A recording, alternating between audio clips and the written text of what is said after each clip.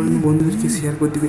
এসব দিকে আপডেট দেওয়ার জন্য এসব দিকে আপডেট আমাদের নিয়মিত দেওয়া হয়ে থাকে। তো সেই জন্য বলছি আমাদের জ্যাকসন বগলে মূলত যে ট্যাবলেটে আপডেট দেওয়া হয়ে থাকে। ঠিক আছে, ভিডিওটা শুরু করা যাক।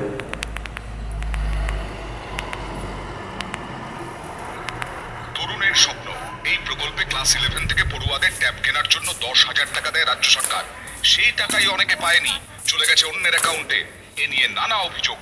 এর তদন্তে উঠে এলো চাঞ্চল্যকর তথ্য।